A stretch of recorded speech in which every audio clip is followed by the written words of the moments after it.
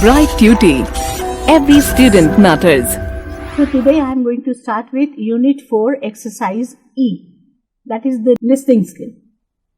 And I am going to first read whatever it is given here, the dialogues between two friends as we did in the early session also. So today I am going to start with the same dialogue session. You will listen to it carefully. Then we will solve the questions given in your exercise. Okay, children? So this is Unit 4, Exercise E. There are two children speaking among themselves, two boys, George and William. They are speaking about collection of stamps. This is a hobby. Collection of stamp is a hobby. It's a wonderful hobby, children, you know. You can collect the stamps of very old stamps till to new stamps.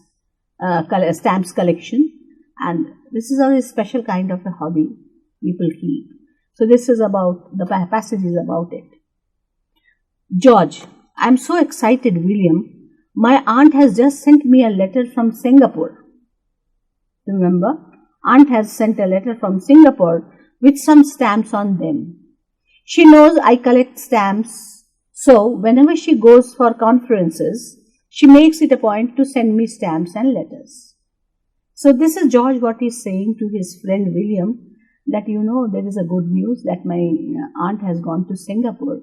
She goes to conferences, and from wherever she goes for conferences, she sends me stamps from there. So this time she has gone to Singapore and she has sent the stamp from there itself. William: oh wow, let me have a look at them.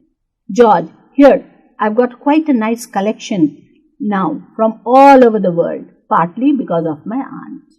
So George is very excited and he says that, you know, now I've got a many collection of stamps, and actually my aunt is responsible, partly she is responsible for it, that she knows my hobby and she helped me out, sending me stamps to whichever country she goes and for her conferences, and she sends stamps from there.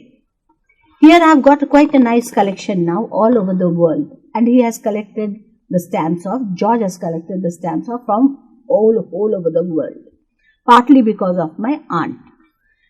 So William says, your album certainly looks amazing, George.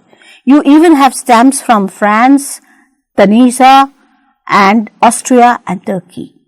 But there are still so many I haven't got yet. Some of the rare ones, rare means the special ones, which is also very expensive. Whenever you want to sell them, you can get a huge lot of money selling your stamps. Some of the rare ones are even quite expensive. Oh, is it so? But what is the use of collecting stamps? What is the use? Why do you feel that you have to collect stamps? Well, it's a hobby. It's a hobby means it's what you like doing. There are multiple hobbies, you know. People love singing, love painting, love reading books, like horse driving. Somebody likes driving a car. So these are all hobbies, the liking part of your job. So the hobby especially here of George is to collect the stamps, even the expensive stamps. Yet he hasn't got any expensive stamp yet, he says, but all the collections which he has with him, they are also quite good, quite up to the limit. Oh, is it so? But what is the use of collecting stamps? Well, it's a hobby. It teaches the collector in a sense, who collects the stamps, some geography, gets the knowledge about the outer world, and sometimes even helps to earn money. Sometimes if you need money, you can sell it off and you can get money, because stamps are expensive. How is that? Sometimes a good collection can be sold for thousands of rupees.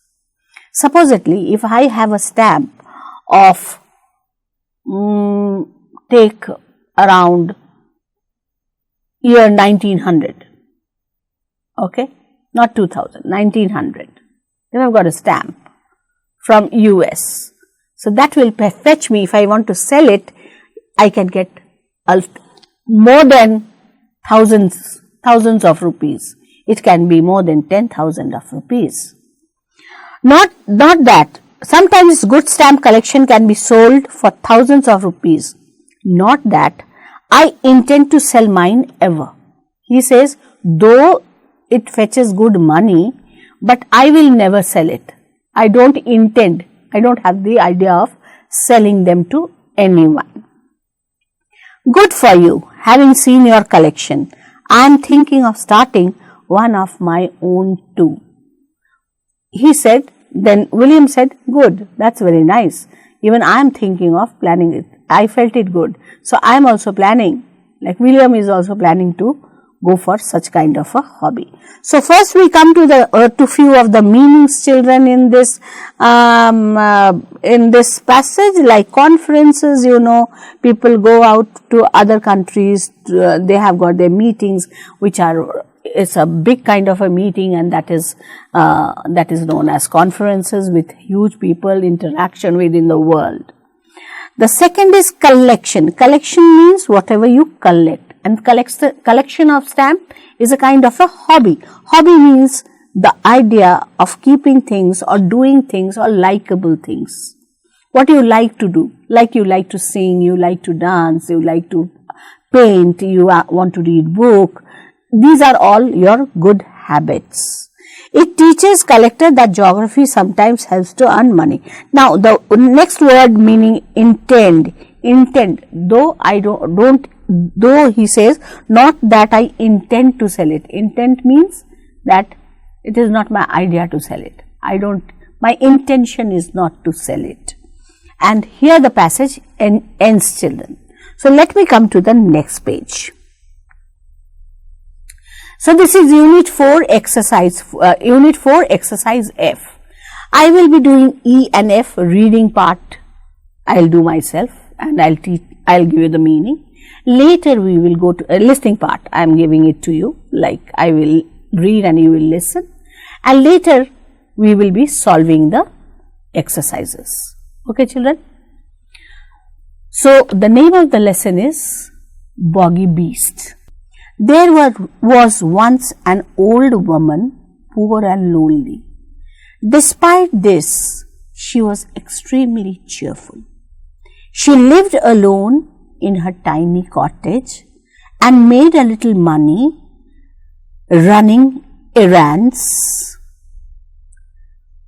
for her neighbors, getting a little food here, some leftovers there, in return of her services. So she attempted to get by and always looked happy and cheerful, as if she had not a care in the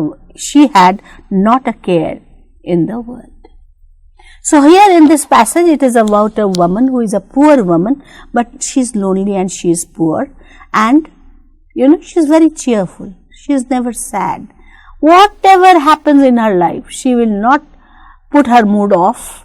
She will always be cheerful and will always relax with the thing, whatever comes into her life. So what she does, though she is poor, she earns money by errands. Errands means that small trips through which you earn money.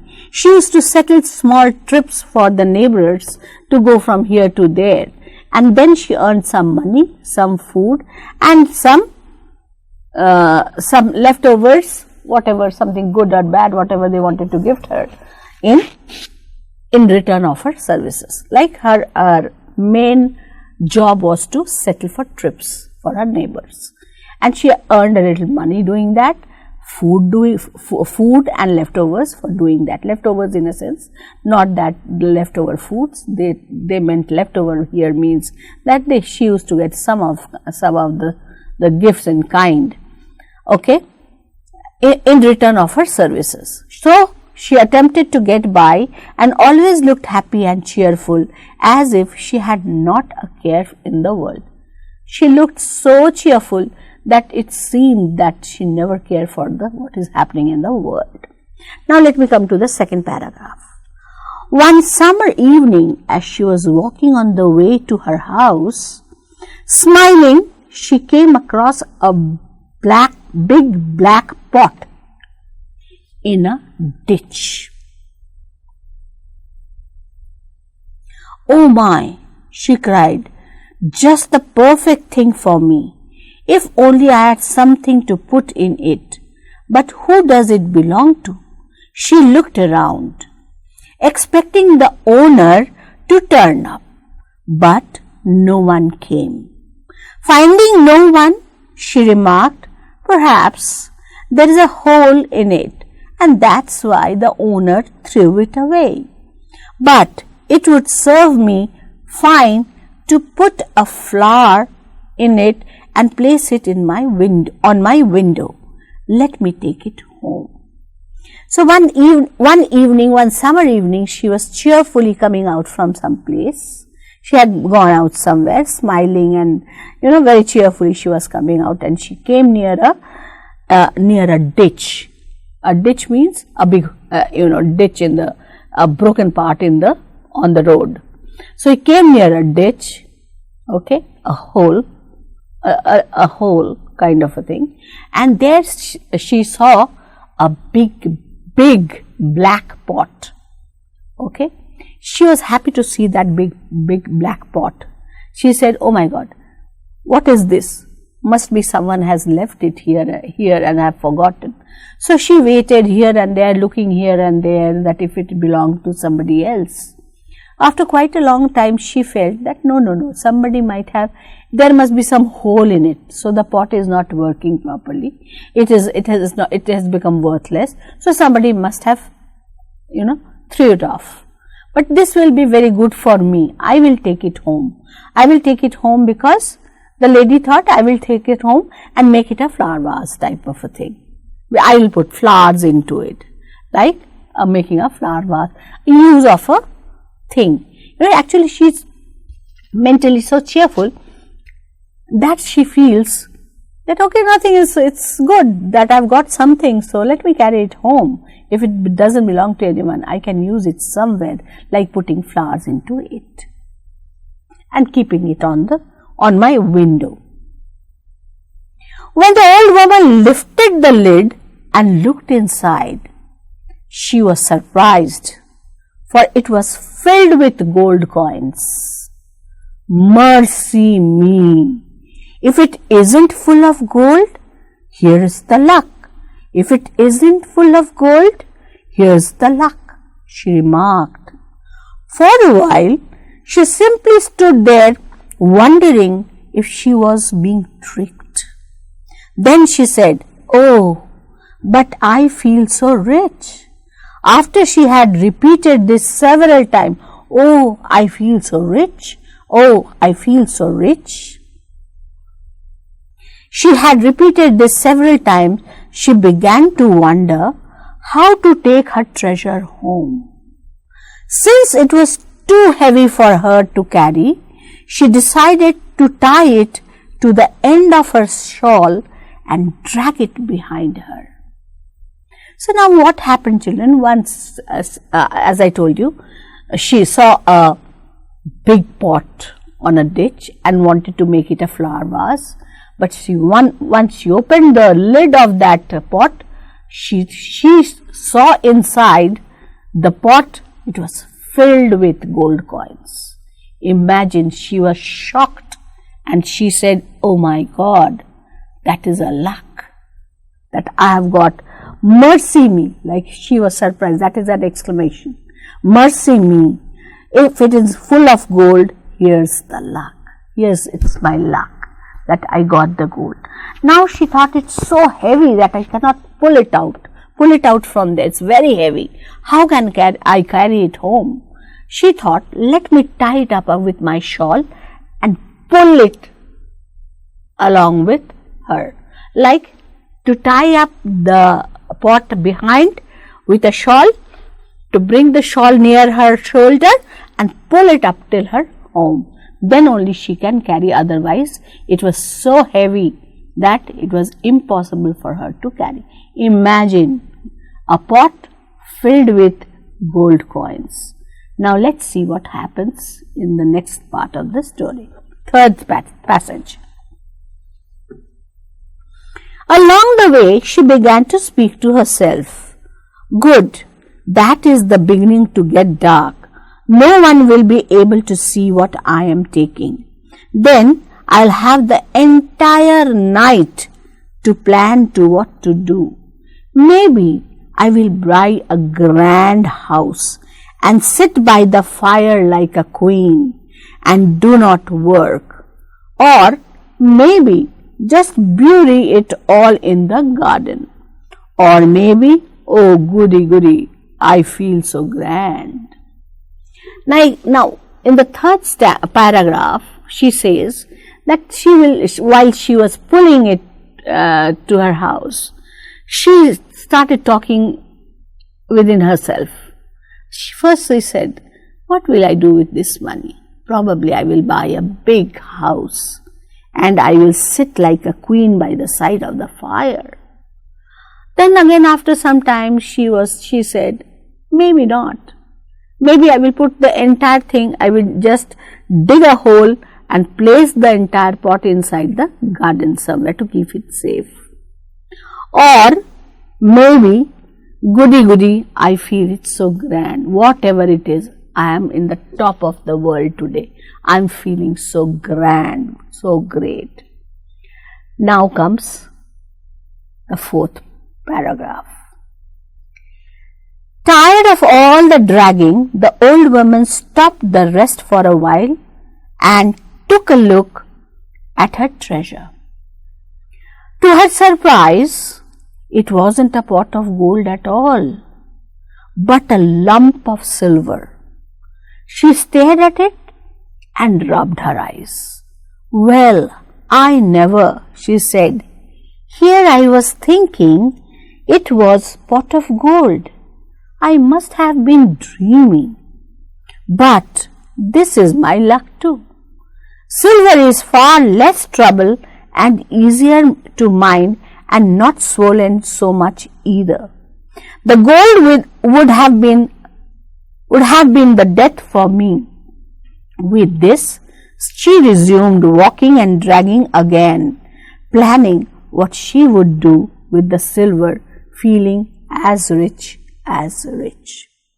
Okay, now earlier I said that she is a woman with a very cheerful type of a woman. She never bothered for anything in life, as if the life is not a place to be bothered about. Whatever is happening in your life should be accepted. So once she got a pot full of gold, she was extremely happy. She said, oh mercy, what a luck I have got. So I will pull it home and I will buy a big house and stay like a queen, or next what I am going to do, no, I will keep it safe somewhere inside make a big hole in the garden and keep it inside that, or maybe anything, I am feeling great. Then she was so tired, in the fourth paragraph it is being said, that she was so tired that when she opened the lid, she was surprised to see there was no gold. She rubbed her eyes. There was no gold at all, only a big lump of silver. A big lump of silver. Okay, huge lump of silver inside the pot, not gold. She was, for time being she was surprised that, did I see something wrong? Then she thought, let it be, forget it. If there is no gold, there is silver. Silver is also good. If I sell the silver from here, I can get a lot of money from there also. Anyway, life is good. Not to worry again. And she went off dragging the silver at the back of her. When she stopped to rest again, she turned to look at her treasure once again and saw nothing but a lump of iron. Oh my, as I mistook for it for silver, but this is luck. Real convenient. I can get penny pieces to exchange for the iron, and those will be far easier to handle than the gold and silver. So look at the nature of the lady, children. When she saw the gold coin, she was extremely happy that, oh my God, I've got a great luck. But after some time, when she saw that it wasn't gold, it was a lump of silver, then also she was not unhappy. Then also she was happy. That okay, no issue. If it is silver, I will sell it and I can get good amount of money. Somebody would have killed me. It would have been risky to get gold. Silver is good. Nobody will bother. Nobody will question. I will sell them and I will be rich. So next time when she stopped again and she opened the lid, she found a big lump of iron into it.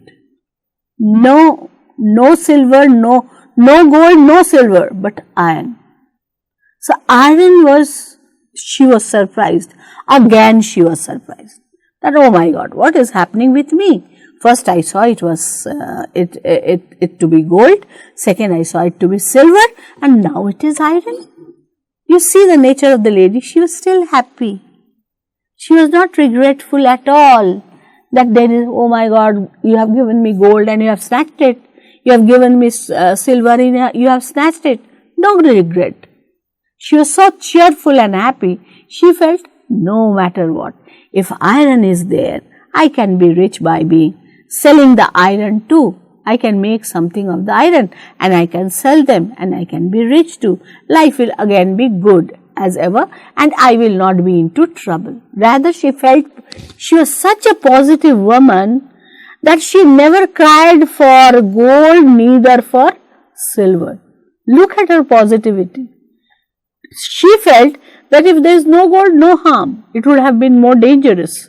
If there is no silver, no harm. If there is iron, that will also go. I can do with it. Whatever God has given me, I am happy with that. So again she started her way home full of plans and spent her pennies when she turned to look and see if her treasure was safe. And this time, all she saw was a big stone. The iron also had gone. This time when she opened the lid, what she saw? A big stone. Well, I never to think I mistook it for iron. How can it be? I thought it's iron. Did I mistook it? Was it really stone? I must have been dreaming. She felt that, oh my God, I must have been dreaming. But this is my luck. Whatever it is, this is my luck. Even if I'm not getting gold, no issue. If I'm not getting silver, no issue. I'm not getting iron, no issue. If I'm getting a stone, well, this is my luck. I'm happy with that. The stone will come in handy, stick open and rickety gate. It's a change for the better. She said it will be handy to stick open the door. The gate she has in front of her house, it's very thin type of almost broken. So she said she felt that okay, this stone will protect the gate. It is a change for the better. Hurrying home to see how the stone would keep the gate open, she reached her cottage and unlocked the gate.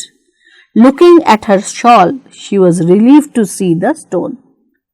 She was happy to see the stone. This time, the stone was there.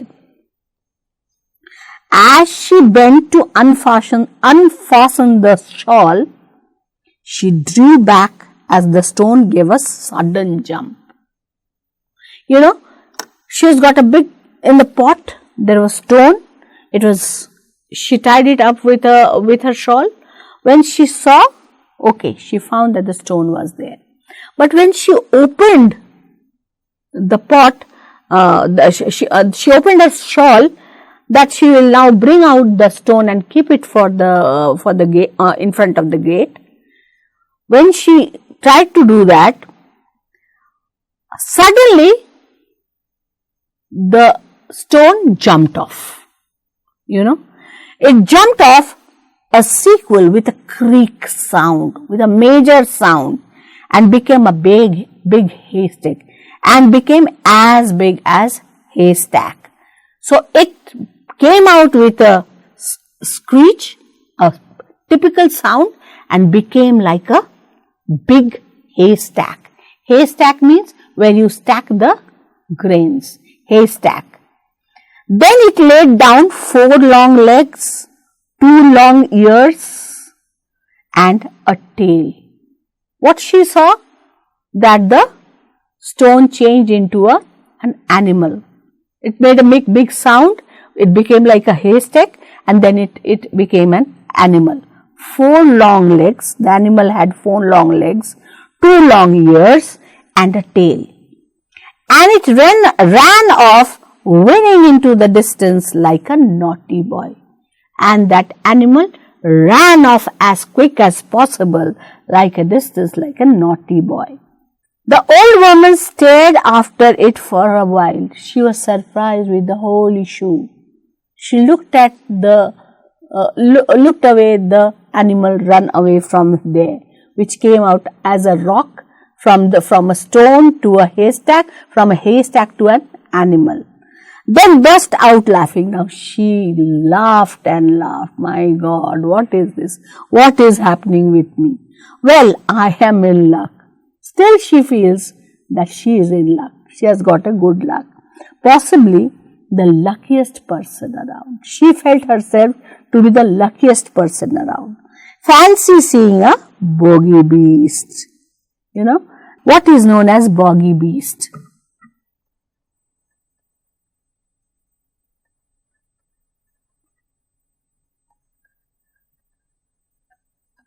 Boggy beast is a delightful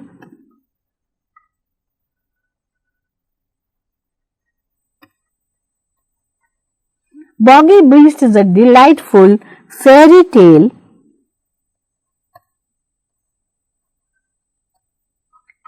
about how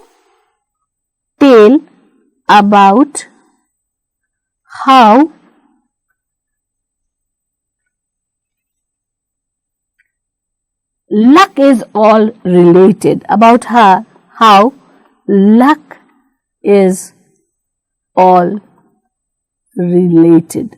This is an American term. Boggy beast is an American term, which means it is a fairy tale. You know, something imaginative like fairy tale about how much luck is all related. How much luck happens, how lucky you are, how much luck happens in your life. So with this lady, she was so cheerful, she was happy to see the boggy beast. That typical fairy tale she was happy to dream about and think about. So it is such an interesting story about a woman, children, that she has been so cheerful throughout her life, so happy that she never cared for anything. She was happy doing a small trip business, and she was happy to be with her neighbors when they served her food or give something, whatever they wanted to give her. She was happy with that life. But when she got a pot full of gold, now the fairy tale starts. When she got a big black pot in a ditch filled with gold, she was very happy. When she came, she tied it and she wanted to bring it back to her home. So in the middle, when she opened it, she saw it turned into silver. And then turning from silver, it turned into iron. From iron, it turned into stone. And the stone suddenly came out with a squeak sound, became a haystack, and then it became an animal, a boggy beast animal, and then with 2 long legs and 2 long ears, and it ran away. The lady was happy, thinking that still whatever has happened, I don't care, I am still the happiest woman in my place. I think I am the happiest person around. This is a wonderful story about children, something interesting as well as a positivity of a person.